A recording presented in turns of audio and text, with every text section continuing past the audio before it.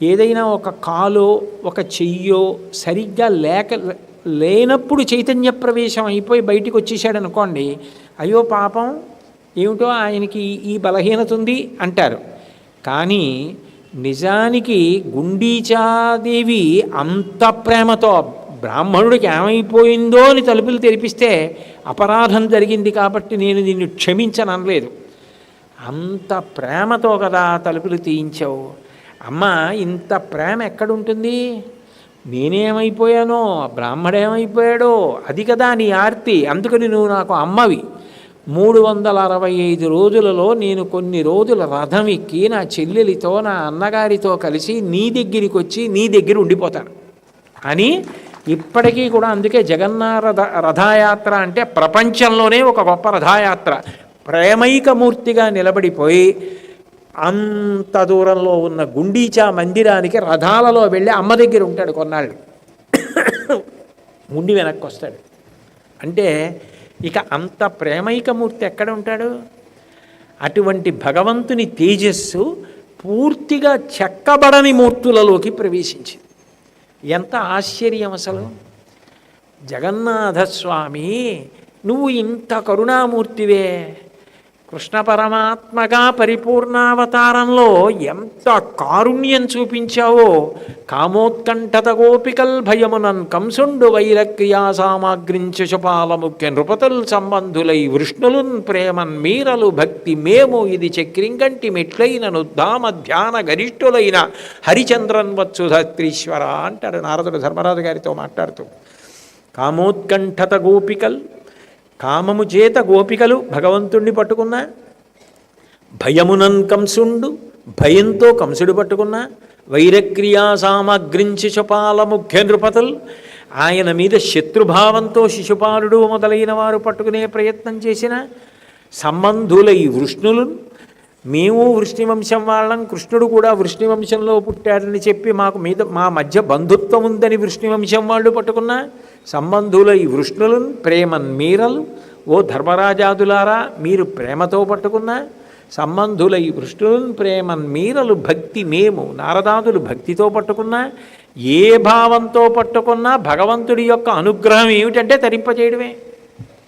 అదే లక్షణం జగన్నాథస్వామి యందు కూడా ప్రకాశిస్తూ ఉంటుంది. అందుకే ఎక్కడికి వచ్చాడు అంటే సముద్ర తీరానికి వచ్చాడు.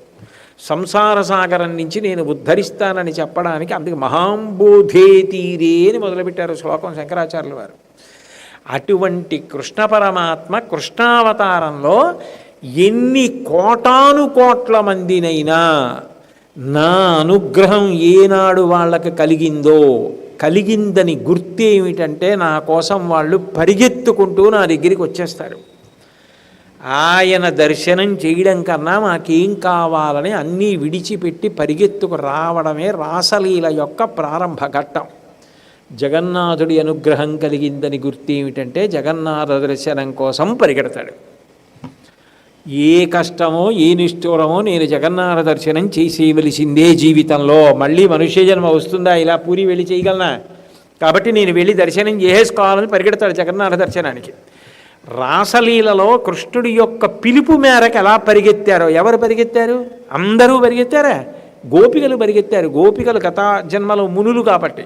అట్లా ఎవరో నా గురించి విని నా పిలుపు అందుకున్న వాళ్ళు ఉంటారు, వాళ్ళు నా కోసం పరిగెడతారు. వాళ్ళు నా దగ్గరికి వస్తారు, వాళ్ళు నన్ను చూస్తారు, నేను వాళ్ళని చూస్తాను. ఆ దర్శనం చాలు ఆ జన్మకి, ఆ అదృష్టం. అందుకనే ఆ రాసలీలా ఘట్టాన్ని తీసుకున్నారు శంకరాచార్యుల వారు. అన్ని లీలలు ఉన్నాయి కృష్ణ పరమాత్మకి. ఇన్ని లీలలున్నా అన్ని లీలలు పక్కన పెట్టారు. పెట్టి రాసలీలని ప్రధానం చేశారు. ప్రధానం చేసి కదాచిత్కాళింది తట విపిన సంగీత కవరో ముదా గోపీ నారీ వదన కమలా స్వాదు మధుప రమా శంభు బ్రహ్మామరపతి గణేశార్చిత పదో జగన్నాథస్వామి నయన పదగామీ భవతు మే. అది ప్రారంభ శ్లోకం. అందులో ఆయన అన్నారు, మొట్టమొదట ప్రారంభం చేస్తూనే కదాచిత్కాళింది తట విపిన సంగీత కవరో అన్నారు. కాళింది అనబడేటటువంటి ఒక నది ఉన్నది. ఆ నదీ తీరంలో కృష్ణుడిగా నువ్వు ఒకానొకప్పుడు వేణునాదం చేశావు. ఆ వేణుగానం ఎప్పుడు చేశావు? శరత్కాలంలో చేశావు. శరత్కాలం ఎప్పుడు? హేమంత ఋతువుకు ముందు వచ్చింది శరత్కాలం. శరత్కాలంలో నువ్వు వేణుగానం చేశావు ఒక రాత్రి వేళ. ఆ శరత్కాలంలో వేణుగానం విన్నటువంటి వాళ్ళలో గోపికలు మాత్రమే పరిగెత్తారు నీ దగ్గరికి. అంటే ఎవరికి ఆ అదృష్టం ఉందో వాళ్ళు పరిగెత్తారు. పరిగెత్తితే నువ్వేం చేశావు? నిన్ను చూసి వాళ్ళు మురిసిపోవడం కాదు, ముందు నువ్వు మురిసిపోయావు. నా కోసం మీరు పరిగెత్తుకొచ్చారా అని ఇంద్రజుమ్నుణ్ణి చూసుకుని మురిసిపోయినట్టు, విశ్వావసువుని చూసుకుని మురిసిపోయినట్టు ఆ అవతారంలో కూడా పరిగెత్తుకొచ్చిన గోపికల యొక్క ముఖములను చూసి ఆ మకరందపానం చేసి ఆనందపడిపోయావు. ముదా గోపీ నారీ వదన కమలా స్వదుమధుప. తుమ్మెదవై వాళ్ళ ముఖాలలో ఉన్నటువంటి ఆ భక్తి మకరంద పానం చేశాం. స్వామి ఆనాడు రాసలీలతో ప్రారంభం. ఎక్కడెత్తుకున్నారు శంకరాచార్యులు వారి శ్లోకం అంటే కదాచిత్ కాళింది, ఒకానొకప్పుడు కాళిందీ నదీ తీరంలో చేశావు ఇది అన్నారు. కాళింది అన్న మాట ఎందుకు వాడాలి అంటే కాల అంటే నలుపు అని అర్థం, కాల అంటే కాలము అని. నిజానికి సూర్యభగవానుడికి ఒక కొడుకు ఒక కూతురు. కొడుకు పేరు యముడు, కూతురు పేరు యమున. యమునకే కాళింది అని పేరు. ఆ కాళింది అన్న పేరు ఎందుకు వచ్చింది అంటే యమున నల్లగా ఉంటుంది, గంగ తెల్లగా ఉంటుంది, కాలము నలుపు. నలుపు ఎందుకంటే కాలమునందు పుట్టి కాలమునందే మనందరం కూడా వెళ్ళిపోవాలి, లయమైపోవాలి. అటువంటి కాలము నలుపు, ఆ కాలస్వరూపము కాబట్టి కాళి. కాళి నలుపు, నారాయణుడు నలుపు, పార్వతీదేవి నలుపు. నలుపు కారు నలుపు కాదు, నల్లని మబ్బు లాంటి చల్లని నలుపు. అటువంటి నల్లని యమున ఉందే, అది దాటడం ఎవరికీ సాధ్యం కాదు. యముడి పాశం తప్పించుకోలేరు. సూర్యుడి యొక్క కొడుకుని కూతుర్ని ఎవరు దాటలేరు. సూర్యుడి యొక్క కొడుకు యముడు. ఆయన ఏ సమయంలో ఉసురు తీయాలనుకున్నాడో అప్పుడు ఆయన పాశం వెయ్యగానే ఎంతటి వాడైనా పడిపోవలసిందే. మొన్న మా ఇంటికి వచ్చి కాకినాడలో నాతో ఒక ఆయన మాట్లాడుతూ, మా నాన్నగారు చాలా ధార్మికులండి, చాలా గొప్పవారు, ఎంత అనాయాసంగా విడిపోయారంటే ఎక్కడికో వెడదామని లేచి వెళ్ళి తలకాయ దువ్వుకుంటూ పడిపోయి శరీరం వదిలేశారన్నారు. ఊపిరి తీసి వదలకపోయినా మృత్యువు, వదిలింది తీయకపోయినా మృత్యువు. యముణ్ణి తప్పుకోగలిగిన వాడు లేడు, కాలమును దాటగలిగిన వాడు లేడు. నిన్న రమ్మంటే ఇవాళ రాదు. ఇవాళ సాయంకాలం 6:30 సమయంలో నీ చేసిన ప్రసంగం మళ్ళీ ఇప్పుడు వినపడమంటే వినపడదు. ఏదో తర్వాత దాంట్లో ధనిముద్రణ చేసిన తర్వాత వినడం వేరు. ముఖతః అని చెప్తుండగా ఆ సమయంలో ఆ చెప్పింది అంతే, ఆ కాలంలో అలా వెళ్ళిపోయింది. అది కాలం ఒక్కసారి వెళ్ళిపోయిందా ఇక మళ్ళీ రమ్మంటే రాదు. ఆ కాలాన్ని ఎవడు సద్వినియోగం చేసుకున్నాడో వాడే కాలాన్ని దాటుతున్నాడు. ఎవడు సద్వినియోగం చేసుకోలేకపోయాడో వాడు యమున ఒడ్డున ఉండిపోయాడు. అందుకని యమున ఒడ్డునే వేణువు ఊతాడు. అంటే దాని అర్థం ఏమిటంటే ఎవరు నన్ను గుండెల్లో పెట్టుకుంటారో వాళ్ళు కాలమును దాటేస్తారు. అంటే ఇక కాలంలో వాళ్ళు పుట్టరు. మీకు బాగా అర్థం అవ్వాలంటే నేను ఒక్క మాట చెప్తే మీకు అర్థమవుతుంది. చూడండి, ఎవరైనా శరీరం వదిలిపెట్టేసిన వాళ్ళు ఉన్నారనుకోండి, వాళ్ళ చిత్రపటం పెట్టి జనన తేదీ అని వేస్తారు, మరణ తేదీ. ఈ రెండిటికి మధ్యలో ఆయన ఉన్నాడు కొంతకాలం శరీరంతో. ఆ తేదీకి ముందు శరీరం లేదు, ఈ తేదీ తర్వాత శరీరం లేదు, ఈ రెండిటికి మధ్యలో శరీరం ఉంది. ఆ ఉన్నప్పుడు ఆయన ఏం చేసుకున్నాడో అది ఆయన తరించాడు. ఆ ఉన్నప్పుడు ఆయన ఏమీ చేయకపోతే ఆయన తరించింది లేదు. యమున దారి ఎప్పుడు ఇస్తుందంటే మనసులో కృష్ణుడు ఉంటే ఇస్తుంది. అందుకే మీరు చూడండి, శ్రీకృష్ణ పరమాత్మ యొక్క అవతారం ఆవిర్భవించింది అర్ధరాత్రి వేళ పుట్టాడు మహానుభావుడు. జలధరదేహు నాజాను చతుర్బాహు సరసీరుహక్షు విశాలవక్షు చారు గదా శంఖచక్ర పద్మ విలాసు కంఠ కౌస్తుభమణి కాంతిభాసు కమనీయ కటిసూత్ర కంకణ కేయూర శ్రీవత్సలాంఛనాంచిత విహారు ఉరుకుండల ప్రభాయుత కుంతలలలాటు వైఢూర్యమణిగణ వరకిరీటు బాలు పూర్ణేందు రుచిజాలు భక్త లోకపాలు సుగుణాలవాలు కృపావిశాలు చూచి తిలకించి పులకి చోద్యమంది ఉబ్బి చెలరేగి వసుదేవుడు ఉత్సహించే అంటారు పోతన గారు భాగవతంలో. శంఖచక్ర గదాపద్మములతో పట్టు పీతాంబరం కట్టుకుని అర్ధరాత్రి వేళ ఆవిర్భవించాడు. అట్లా ఆవిర్భవించినటువంటి కృష్ణ పరమాత్మ యథార్థానికి అంత కటిక చీకట్లో పుట్టాడు. ఎందుకంటే ఇంకా అంతకన్నా కటిక చీకటి ఉండే అవకాశం సంవత్సరం మొత్తం మీద లేదు. అదే కటిక చీకటి రోజు. ఎందుకనంటే ఉత్తరాయణం కన్నా దక్షిణాయనం చీకటి. ఎందుకనంటే దక్షిణాయనం దేవతలకు చీకటి, రెండు పితృదేవతలకు చీకటి. ఎందుకంటే శ్రావణ మాసంలో కృష్ణపక్షం పితృదేవతలకు చీకటి. అన్ని మాసములలోకి మనకి శ్రావణ మాసం చీకటి. ఎందుకంటే సంస్కృతంలో నభోమాసం అంటారు, నల్లటి మబ్బులు కిందకు వస్తాయి, వర్ష ఋతువు, అందుకని చీకటి. కృష్ణపక్షం చీకటి. కృష్ణపక్షం మధ్యతిథి కాబట్టి అష్టమి ఇంకా చీకటి. అష్టమి నాటి అర్ధరాత్రి కటిక చీకటి. ఇంకా అంతకన్నా చీకటి ఉండే అవకాశం లేదు. అందుకని శ్రావణ మాసంలో బహుళ పక్షంలో అష్టమి నాటి అర్ధరాత్రి వేళ కృష్ణ పరమాత్మ ఆవిర్భవించాడు. అంటే అంత చీకటి ఉన్నప్పుడు ఆయన వచ్చాడు. అంటే దాని అర్థం చీకటిలోంచి వెలుతురులోకి తీసుకెళ్ళడానికి నేను వచ్చాను. తమసోమ జ్యోతిర్గమయ మృత్యోర్మ అమృతంగమయ అసతోమ సద్గమయ. నేను మిమ్మల్ని చీకట్లోంచి వెలుతురులోకి తీసుకెళ్ళడానికి జగద్గురువుగా వచ్చి భగవద్గీతనిచ్చాను అని చెప్పడానికి అలా వచ్చింది అవతారం. అటువంటి కృష్ణ పరమాత్మ యమునా నది దాటాలి అని వసుదేవుడు అనుకుంటే కృష్ణుణ్ణి ఎత్తుకొని, తెలుగు భాగవతంలో అయితే గుండెల మీద పెట్టుకుని యమున దగ్గరికి వెళ్ళాడు. మంచి వరదతో వెళ్ళిపోతోంది యమున. కృష్ణుణ్ణి ఎప్పుడైతే గుండెల మీద పెట్టుకుని వసుదేవుడు వచ్చాడో ఆశౌరికి తెరవసగను ప్రకాశోద్ధత తుంగ భంగ కలిత ధరా సాకాశయగు యమున మును సీతేశునకు పయోధి త్రోవ ఇచ్చిన భంగిన్. త్రేతాయుగంలో రాముడికి సముద్రం దారిచ్చినట్టు కృష్ణుణ్ణి గుండెల మీద పెట్టుకున్న వసుదేవుడు వచ్చేటప్పటికి యమున దారిచ్చేసింది. అంటే కాలం ఇక మళ్ళీ పుట్టవలసిన అవసరం లేకుండా, పుట్టుక లేదు కాబట్టి ఇక చావవలసిన అవసరం లేదు.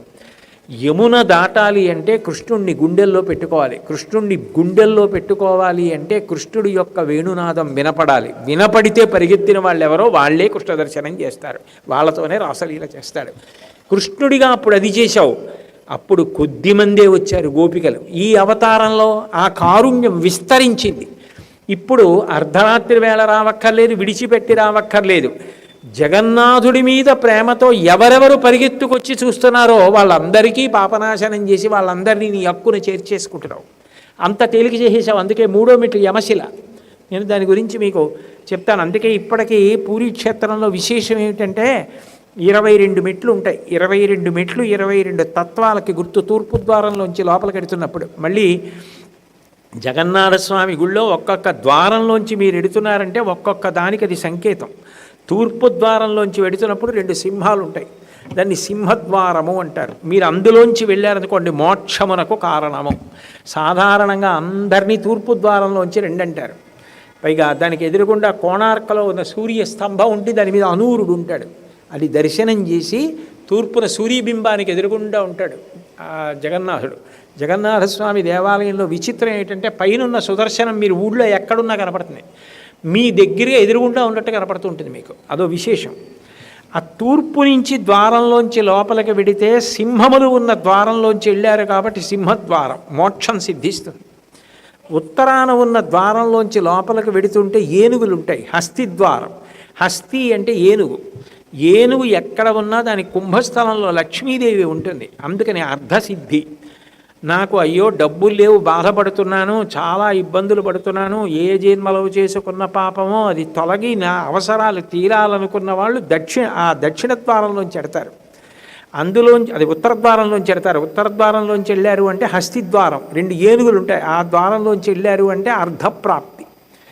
అర్ధప్రాప్తి అంటే డబ్బే కాదు, సౌఖ్యమునకు కారకమైన సాధనములన్నిటికీ అర్థమని పేరు.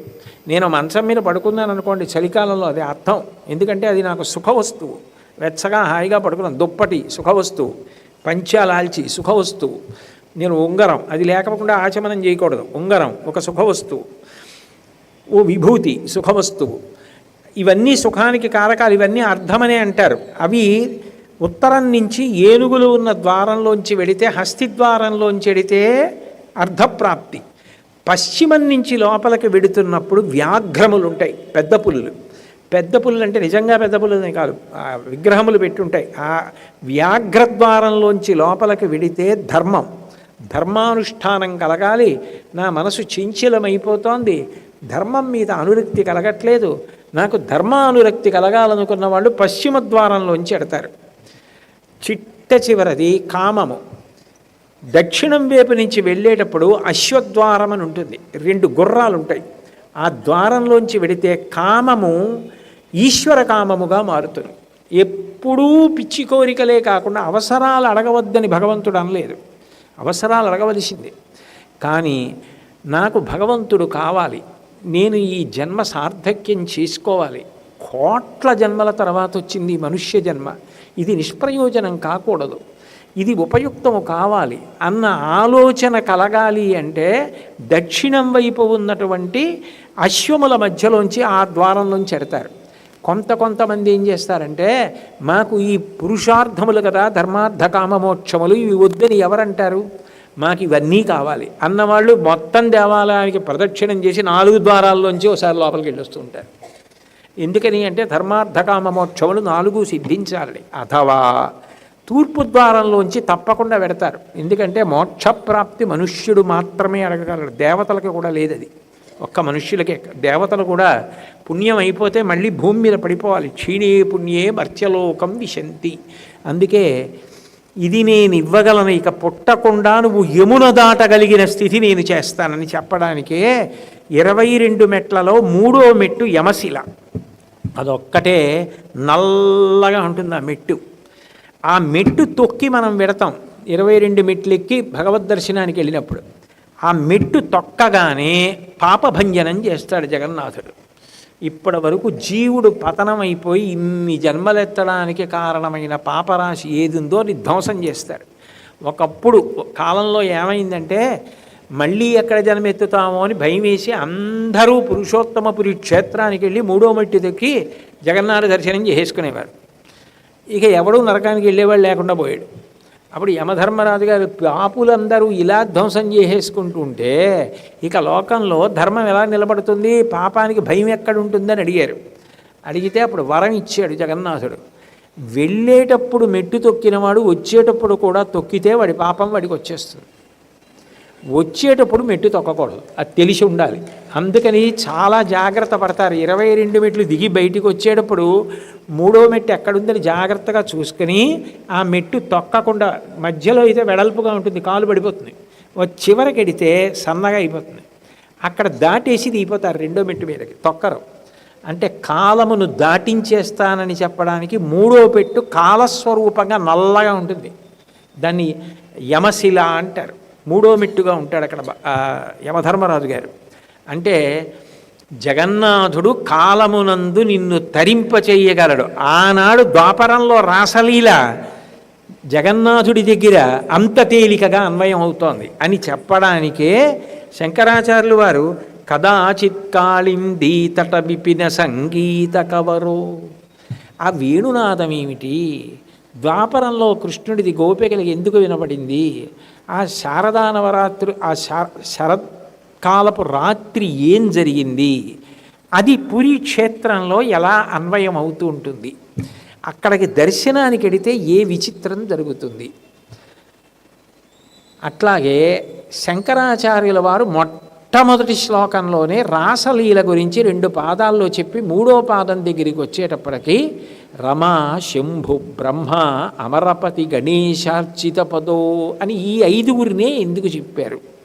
ఇదేదో బ్రహ్మ విష్ణు మహేశ్వరుడు అలా లేదు కదా వరుసది. లక్ష్మి, శివ, ఇంద్ర, రమా శంభు బ్రహ్మ, తర్వాత అమరపతి అంటే ఇంద్రుడు, గణేశ విఘ్నేశ్వరుడు, అర్చిత పదో, ఈ 5గురినే ఎందుకు చెప్పారు. చెప్పి అటువంటి జగన్నాథ స్వామి నయన పదగామి భవతుమే అని ఎందుకన్నారు, ఆ క్షేత్ర విశేషం ఏమిటి. ఇది సమయపాలనం కూడా ప్రధానం కాబట్టి మళ్ళీ రేపు సాయంకాలం 6:30 తిరిగి కలుసుకున్నప్పుడు తిరిగి ఇదే శ్లోకాన్ని పునఃప్రారంభం చేసి కొనసాగిస్తాను.